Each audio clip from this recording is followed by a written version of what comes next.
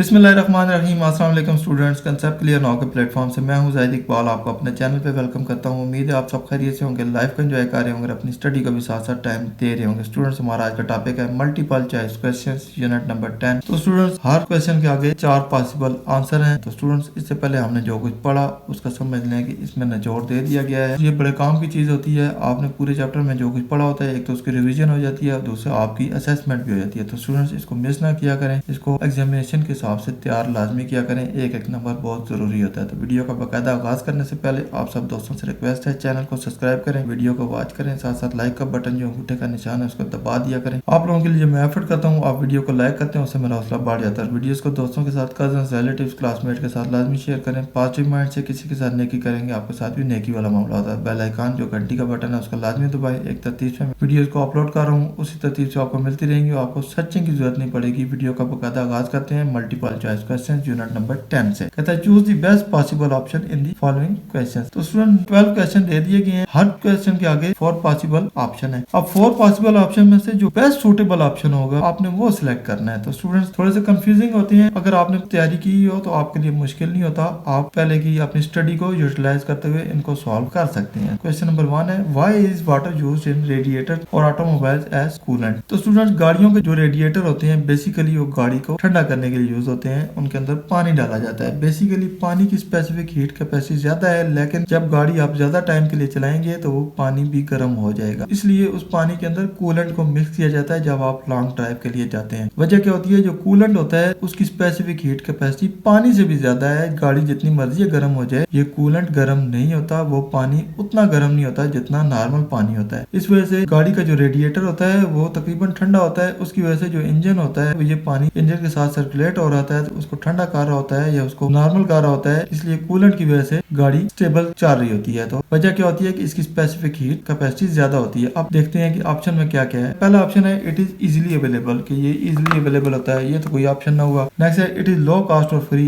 ये भी ऑप्शन नहीं है सही। नेक्स्ट है it has large specific heat, इसकी स्पेसिफिक हीट ज्यादा है। और इट हैज ऑक्सीजन, ऑक्सीजन है इसके अंदर, ये भी ठीक नहीं है। तो हमारा ऑप्शन नंबर सी ठीक होगा कि इसकी स्पेसिफिक हीट कैपेसिटी ज्यादा है, इसलिए हम इसकी ऑप्शन नंबर सी को सही मानेंगे। नेक्स्ट है which of the following situations is the best example of conduction. तो स्टूडेंट, कंडक्शन में हमने पढ़ा था कि ये ज्यादातर सॉलिड्स में होती है और इसमें मूवमेंट ऑफ मटेरियल नहीं होता, फ्री मूवमेंट ऑफ इलेक्ट्रॉन की वजह से हीट ट्रांसफर होती है। जो मटेरियल होता है वो अपनी जगह से मूव नहीं करता, फिजिकल कांटेक्ट की वजह से हीट ट्रांसफर होती है। तो अब देखते हैं कि इसमें कौन कौन से ऑप्शन दे दिए गए हैं। कहता है which of the following situation is the best example of conduction. नीचे 4 एग्जांपल दे दी गई हैं, इनमें से कौन सी एग्जांपल बेस्ट सूटेबल है कंडक्शन के हिसाब से। पहला है a metal spoon becomes hot when placed in boiling water. Metal spoon जब गर्म पानी में डालेंगे तो ये गर्म हो जाएगी। अब देखें, बॉइलिंग वाटर के साथ डायरेक्ट कांटेक्ट में आया स्पून और ये गर्म हो गया। नेक्स्ट पढ़ते हैं warm air rising near a heater. Heater के पास जो गर्म एयर राइज हो रही होती है वो तो कन्वेक्शन का प्रोसेस हो रहा होता है। नेक्स्ट है sunlight warming the surface of the earth. Sunlight surface of earth को वार्म कर रहा है, लेकिन ये रेडिएशन के प्रोसेस से हो रहा है, फिजिकल मीडियम इन्वॉल्व नहीं है। नेक्स्ट है माइक्रोवेव ओवन हीटिंग फूड। ये भी स्टूडेंट रेडिएशन का प्रोसेस हो रहा है और इसमें भी फूड हीट हो रहा है। ऊपर वाला कंडक्शन का प्रोसेस है। जो स्पून थी डायरेक्ट पानी के साथ कांटेक्ट में आई और गर्म हुई, तो हमारा ऑप्शन नंबर ए ठीक होगा। क्वेश्चन नंबर 3 है which combination of heat transfer method would be dominate when you place your hand near but not touching a fire. तो स्टूडेंट्स, जब आप एक आग के पास बैठे होंगे और अपने हाथ को आग सेक रहे होते हैं, तो कौन से फैक्टर होंगे कि जो उसमें इन्वॉल्व होंगे और आपने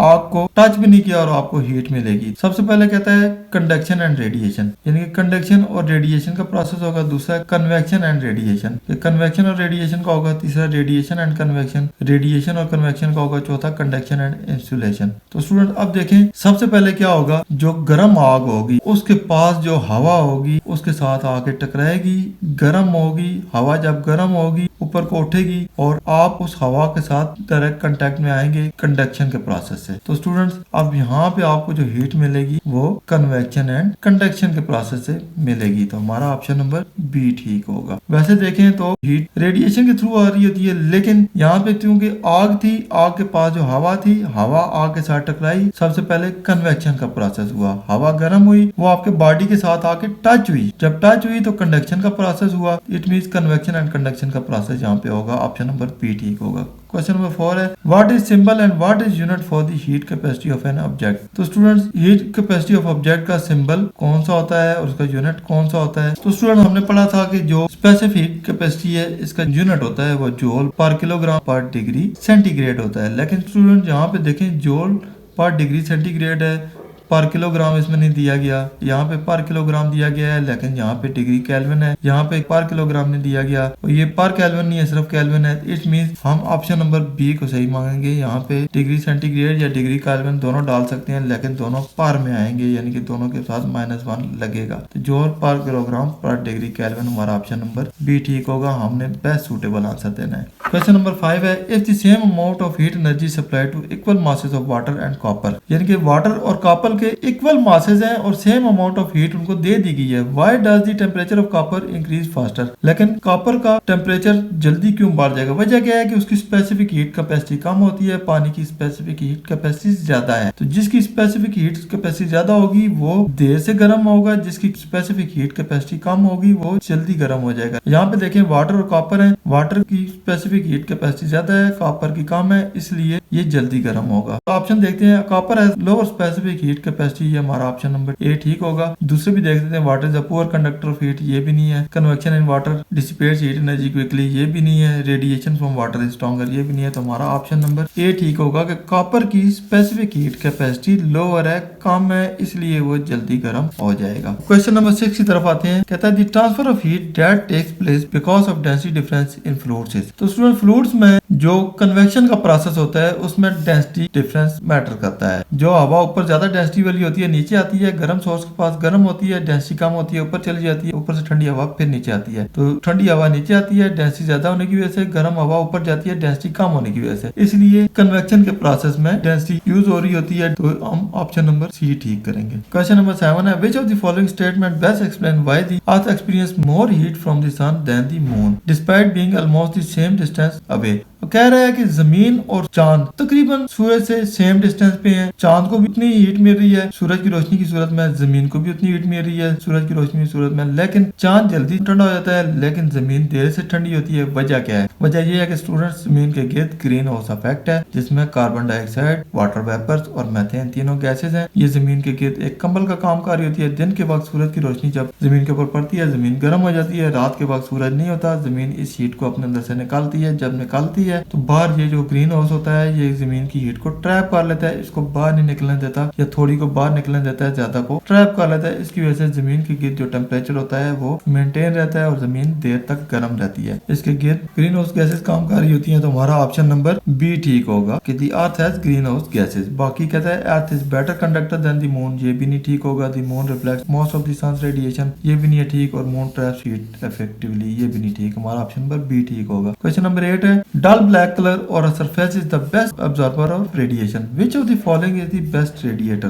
तो स्टूडेंट्स जो चीज ज्यादा रेडिएशन अपने अंदर अब्जॉर्ब करती है वो ही उतनी ज्यादा रेडिएशन भी अपने अंदर से निकालती है। क्योंकि डल ब्लैक कलर अपने अंदर हीट को ज्यादा अब्जॉर्ब करता है, जब अब्जॉर्ब करेगा तो उतनी हीट अपने अंदर से निकालेगा भी, इसलिए हमारा ऑप्शन नंबर ए ही ठीक होगा कि डल ब्लैक सरफेस जितनी हीट अपने अंदर अब्जॉर्ब करेगी उतनी ही वो निकालेगी भी। क्वेश्चन नंबर 9 है how does the enhanced greenhouse effect contribute to global warming. Enhance का मतलब होता है किसी भी चीज को बढ़ा देना। अब ग्रीन हाउस इफेक्ट कुदरती तौर पे जो बना हुआ था वो 1900 से पहले 1850 से 1900 के दरमियान जो ग्रीन हाउस था वो जमीन के लिए बहुत मौजूद था। उसके बाद फैक्ट्रीज वगैरह आए, कारखाने आए, धुआं ऊपर जाने शुरू हो गया, मीथेन गैस ऊपर जानी शुरू हो गई, कार्बन डाइऑक्साइड, वाटर वेपर्स ऊपर जाने शुरू हो गए। आपने दरख्त काटने शुरू कर दिए, कार्बन डाइऑक्साइड की तादाद जमीन के ऊपर ज्यादा हो गई, वो भी ऊपर जाने शुरू हो गई। इसकी वजह से जो ग्रीन हाउस था वो थिक होता गया। थिक होने की वजह से जमीन की जो हीट रात के वक्त निकलती है वो ज्यादा ट्रैप होनी शुरू होगी। उसकी वजह से जमीन को कहते हैं ग्लोब, तो ग्लोब की वार्मिंग शुरू होगी। तो वजह क्या हुआ कि ग्रीन हाउस के अंदर जो गैसेस थी उन्होंने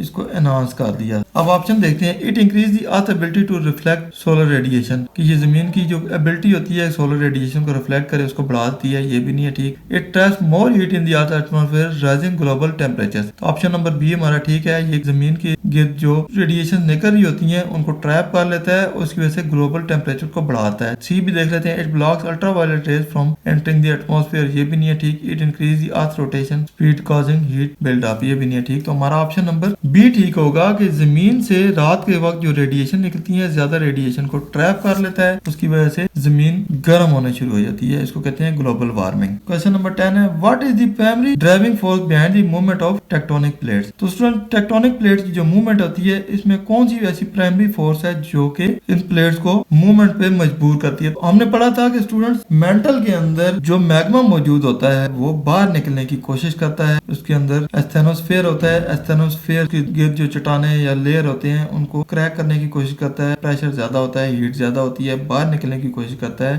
जब ये चट्टानों के नीचे से ऐसे ऊपर की तरफ आता है तो चट्टानों को धकेल देता है, जब वापस जाता है ठंडा होता है तो चट्टानों को अपने क्लोज ले आता है, इस वजह से टेक्टोनिक प्लेट्स की मूवमेंट होती है। तो हमारा ऑप्शन नंबर सी है मेंटल कन्वेक्शन करंट्स। मेंटल के अंदर जो कन्वेक्शन करंट्स होते हैं उनकी वजह से ये मूवमेंट होती है, तो हमारा ऑप्शन नंबर सी ठीक होगा। क्वेश्चन नंबर 11 है which layer of the earth is composed of partially molten rock that can flow slowly. तो स्टूडेंट्स कौन सा अर्थ का लेयर है जिसके अंदर पार्शियली मोल्टन रॉक्स हैं, यानी कि ऐसे रॉक्स हैं जो पिघले भी हुए हैं और नहीं भी पिघले हुए, यानी कि दरमियाने पिघले हुए हैं और ये आस्ता आस्ता मूव भी कर लेते हैं। तो स्टूडेंट्स एक है लिथोस्फीयर, एस्थेनोस्फीयर, मेसोस्फीयर और आउटर कोर। आउटर कोर में स्टूडेंट्स पार्शियली मोल्टन नहीं है बल्कि टोटली मोल्टन है, यानी कि टोटली पिघला हुआ है। ये कह रहे हैं पार्शियली मोल्टन, यानी कि ऐसा हो जो कि दरमियाना हो, तो वो हमारा एस्थेनोस्फीयर में होता है। यहाँ पे रॉक्स पिघलते हैं और अपनी शेप भी थोड़ी बहुत बरकरार रखते हैं, साथ मोल्टन स्टेट में भी होते हैं, दरमियाना हिसाब होता है यहाँ पे। लास्ट क्वेश्चन है which of the following extreme weather events is most directly associated with rising sea levels. तो स्टूडेंट्स कौन सा ऐसा वेदर फिनोमेना है, ऐसा एक्सट्रीम वेदर इवेंट है जो कि समुद्र के जो पानी है उसके लेवल को राइज कर रहा होता है, बढ़ा रहा होता है। तो स्टूडेंट्स समुद्र के ऊपर जो हरिकेन चल रहे होते हैं बेसिकली वो समुद्र के पानी को बढ़ा रहे होते हैं, क्योंकि समुद्र के ऊपर जो हरिकेन चलते हैं उसके ऊपर हवा का एक सिस्टम चलता है तो पानी को भी राइज कर रहा होता है, इसकी वजह से सैलाब भी आते हैं, समुद्र का पानी बढ़ जाता है, राइज कर जाता है। तो स्टूडेंट्स ये था हमारा आज का टॉपिक जिसमें हमने multiple choice question unit number 10 को डिस्कस किया। उम्मीद है आपके सारे कंसेप्ट क्लियर हो गए होंगे, बहुत कुछ सीखने को मिला होगा। वीडियो पसंद आए इसको लाइक दोस्तों के साथ शेयर करें और जाहिद इकबाल को दुआ में याद रखें। इंशाल्लाह नेक्स्ट इन्फॉर्मेटिव वीडियो के साथ जल्दी आपकी खिदमत में हाजिर होऊंगा, तब तक इजाजत दीजिए। अल्लाह हाफिज।